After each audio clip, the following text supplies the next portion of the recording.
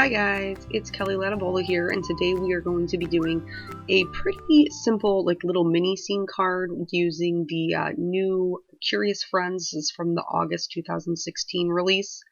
So I have some Intense Black ink by Simon Says Stamp. It's Copic safe, and I'm working on W+9 white cardstock. I really like the way the Copics blend on this as well as my Distress inks, and so I'm using both of those today. I'm just going to stamp the images and mask them as I go. Most of the time when I'm masking, it's because I want to stamp out a scene and I want images to be in the forefront versus in the background.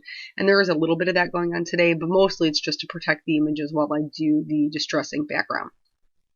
So the Curious Forest Friends has little bears and little raccoons in it, and they are both totally adorable.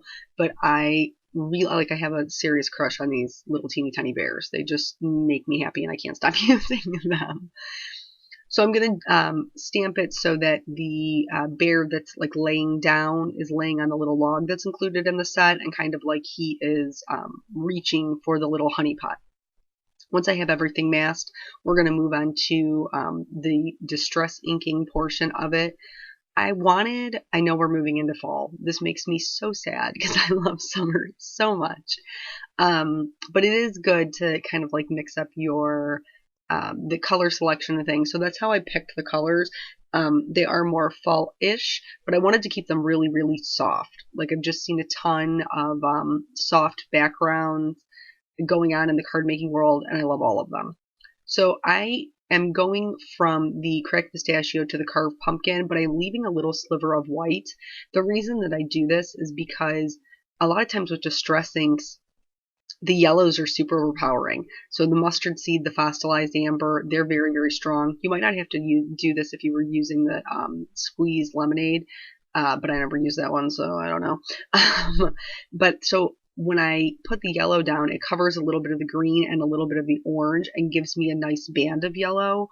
Or if I put the yellow down, if I went from the green to the yellow, I find I have a huge wide band of yellow. I don't know, it just covers everything. I don't know why.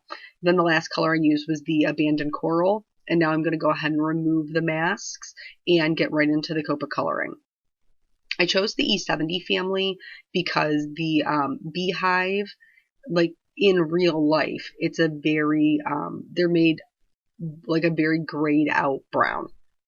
So if you watch my videos normally, you will notice that it is odd I am starting with my darkest color. This beehive is smaller image, and I knew that I wanted to keep some separation with a dark contrast shadow and a highlight. I find it easier to start with my darkest color when I'm doing these little teeny tiny areas. I didn't realize how much the E70 was going to bleach everything out, so I did have to go back in with my darker marker just to add that darkness back in. But I didn't go over it twice. I was a little bit worried about it bleeding out into the rest of my background. I opted to do the log the same, just really cool brown colors, so that I knew I was going to have two different browns because I have bears. I mean, I guess I could have done them black. And that didn't even occur to me until right now. But anyway, so I just kind of wanted to keep it so that everything was kind of matchy-matchy. I have a problem with that.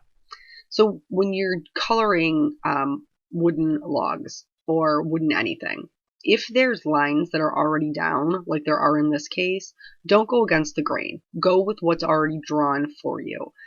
It's really easy. I mean, it's easier on you that way. And then you don't have to worry about it looking strange because there isn't a flow.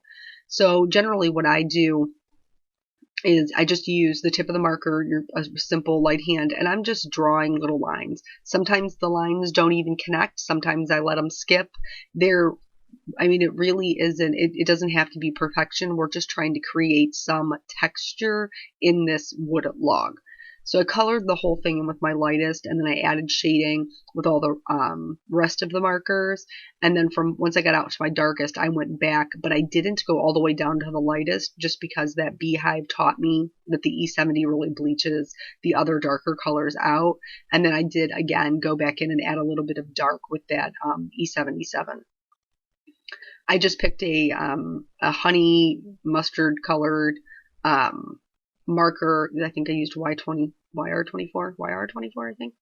All of these supplies will be listed in the YouTube description below, and then also on the W+9 blog. So if you have any question about what I used, you can head to either one of those places to find out. I wanted to use the E50 family because that happens to be my favorite browns. I do have E53, but I don't have a refill for it, and it's dry, so I gotta buy one. So a nice substitute for that is an E31. Here I wanted to kind of, you know how when there's a litter of puppies that are born, you know that they're siblings, but sometimes the puppies are slightly different colors. So that was what I was kind of going, the idea I wanted to go with here. I wanted one of the bears to be darker, one of the bears to be lighter. I'm coloring as if my light source is in the top right, like where the distressing background coloring is coming from, how it's a gradation to the left. So I knew that this bear was going to be darker on his left-hand side. And if you don't have a lot of Copics, I've slowly been building up my collection. But if you're just starting out, or maybe you just don't have the money, or maybe you don't think you need all of them, whatever, you can change the way things look, even just by coloring with the same markers, depending upon the amount that you use. So here I'm using a lot of E59. I'm making him pretty dark. And then I'm going to blend that out with the E57 and the E55. There's going to be very little E31 on here. He's really just going to have some very small highlighted areas. If you accidentally get too dark while you're coloring, you can take your lightest color and go over your whole image, and it will lift up some of that dark. So if you've gotten, I mean, it's not going to completely take it away, but it'll lift some of it. So if you've accidentally gotten too dark, that's a way to kind of try to fix that. But so I wanted him to be dark, so I added that a lot of E59. I'm going to color the other bear with the same exact colors, but I'm only going to use a very little bit of the E59, but I'm going to use a lot of the E31. And so you can kind of see just what the difference is. So I'm going to do the same thing. I'm going to start with my lightest, work out to my darkest. And because the light is coming in the top right-hand side of the card, his face is going to be darker because it's away from the light. His belly, the arms that are underneath his face are all going to be darker. So I'm just shading. I guess I'm trying to explain why I'm shading that particular way. The majority of the color that's going to be on here is the E55 and the E31. Now, you still want to add some shading to the parts that make sense, like his the parts that are below the rest of his body aren't going to get as much light as like his back. So when you're coloring with a light source, you want to pay attention to things like that. You still do want the contrast, because the contrast is what keeps your images from being flat, but we don't need as much. So you can see I'm adding very, I don't want to say very little, I'm adding just a moderate amount of the E57, and then literally like 3 or 4 lines of the E59, and that's it. Then we're going to start blending all of those things back out. And you can see how much of him is still light right now. And so we'll put that E55 to blend out the darker colors. But a lot of it is still going to be that E31. And so even though they're colored with the same markers, they're going to have different looks. One will be lighter than the other one. So don't feel like you have to go out and buy everything, all the Copics, everything, just so you can color everything differently. You can do it with what you have. So I picked out a red marker that kind of matched that abandoned coral to color his tongue, and then add a little bit of pink to the ears. And then the same thing with the leaves. I found a blue-green that I thought matched pretty well. And I wanted to give them, I didn't want to cover up the entire soft background, but I wanted to give them just a little bit of ground so that they had something that they were sitting on. I don't know if you can hear my dog or not, and I apologize if you can. But anyway, I wanted to give them just a little bit of ground, some shadows, so that it didn't look completely like they were just floating in this pretty color of background. So I added just a little bit of that.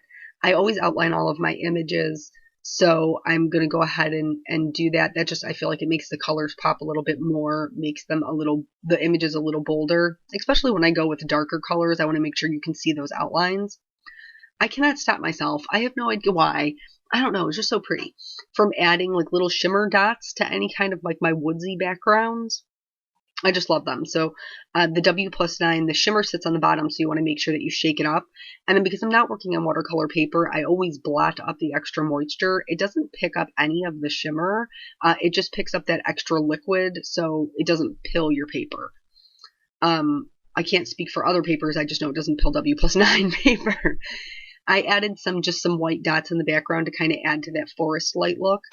And I was struggling with my sentiment on this one. So here's a little trick that I use. This is just like packaging from a smaller stamp set that I had.